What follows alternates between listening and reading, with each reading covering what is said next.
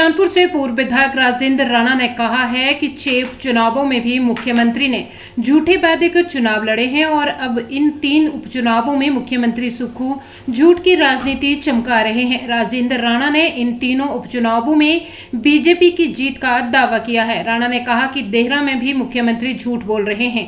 राणा ने कहा कि मुख्यमंत्री कह रहे हैं कि देहरा में मेरा ससुराल है, लेकिन मुख्यमंत्री के ससुराल जसमा प्रागपुर में है। उन्होंने कहा कि शांता कुमार ने भी कहा है कि कोई मुख्यमंत्री इतिहास में पहली बार अपनी पत्नी को चुनाव लड़ाने के लिए झूठ की राजनीति कर रहा है। राणा ने देहरा और हमीरपुर में जीत का दावा किया है तो नालागढ़ में धरतीपुत्र बीजेपी के प्रत्याशी ही चुनाव में जीतेंगे। सुजानपुर से पूर्व विधायक राजेंद्र राणा ने कहा कि चुनावों में हार जीत लगी रहती है और फिर से लोगों की सेवा के लिए घर से निकले हैं। उन्होंने कहा कि जहां पर भी मेरी कोई जरूरत होगी उस काम को पूरा किया जाएगा ताकि सुजानपुर की जनता को लाभ मिल सके। राणा ने कहा कि मेरा विरोध करने वालों का भी हमेशा उन्होंने सेवा की है और आने वाले समय में भी सेवा भाव को बढ़ाएंगे।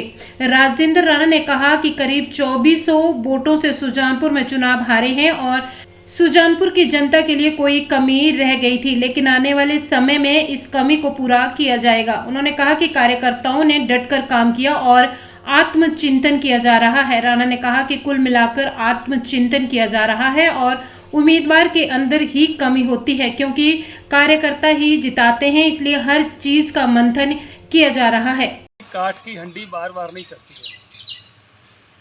ये जो 6 उपचुनाव हुए हैं, झूठ की दुकान कांग्रेस पार्टी ने और प्रदेश के मुख्यमंत्री ने जिस तरीके से खोल के रखी, झूठे आरोप लगाए, झूठी बातें करी, झूठे वायदे किए, अब काठ की हंडी बार बार नहीं चढ़ी। जहाँ तक 3 उपचुनाव का प्रश्न है, ये तीनों उपचुनाव जो है वो भारतीय जनता पार्टी जीतने जा रही है और जिस तरीके से देहरा में झूठ पे झूठ बोला जा रहा है।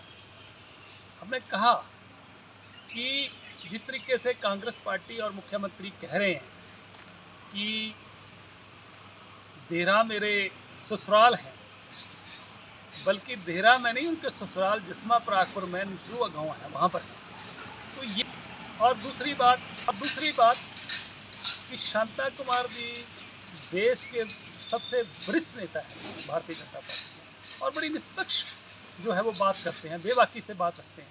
उन्होंने जिस तरीके से ये कहा कि हिंदुस्तान के इतिहास में पहली दफ़ा हो रहा है कि कुछ सिटिंग चीफ मिनिस्टर अपनी धर्मपत्नी को चुनाव लड़ा रहे हैं और उससे झूठ की गारंटियाँ वहाँ पर दे रहे हैं। मुझे लग रहा है कि वहाँ पर जहाँ तक देहरा का प्रश्न है, देहरा की जनता धरती पुत्र को जो है वो वहाँ पर जो है वो चुनाव जिताएगी, क्योंकि जो धरती पुत्र होता है, उस ज़मीन से जुड़ा व्यक्ति होता है, उस मिट्टी में पैदा हुआ व्यक्ति होता है, उसको उस क्षेत्र की दर्द होता है।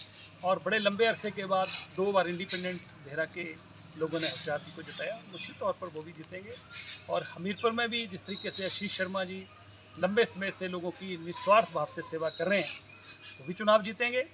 और नालागढ़ में भी वही हाल है कि वहाँ भी धरती पुत्र ही चुनाव जीतेगा और मुझे लग रहा है कि झूठ की दुकान जो है वो चलने वाली नहीं है। ज़्यादा लीड सुजानपुर से मुझे लगता है कि हम लोग लगभग 2400 वोटों से ये चुनाव जो है वो हार गए हैं और भारतीय जनता पार्टी हारी है। लगता है कि कार्यकर्ताओं ने तो पूरा प्रयास किया है और मेहनत के साथ काम किया है और मैं किसी पे कुछ कहना नहीं चाहता हूँ। हो सकता है कि हमारे अंदर कोई कमी रह गई हो, हमारी सुजानपुर की जनता में कोई सेवा भाव में कोई कमी हो, आने वाले समय में उसको पूरा करने की कोशिश करेंगे।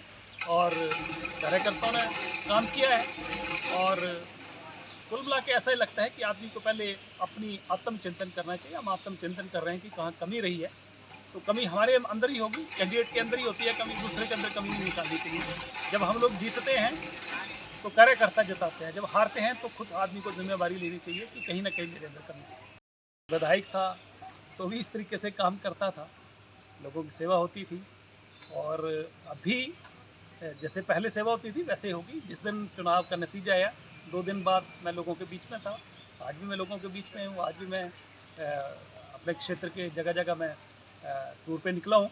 जहाँ भी मेरी ज़रूरत होगी लोग बताएंगे, जो मेरे करने की क्षमता होगी, मेरे अंदर जो ताकत होगी मैं उसको करने की कोशिश करूँगा कि सुजानपुर की जनता को हमेशा मैं अपनी बात की तरह रखा है।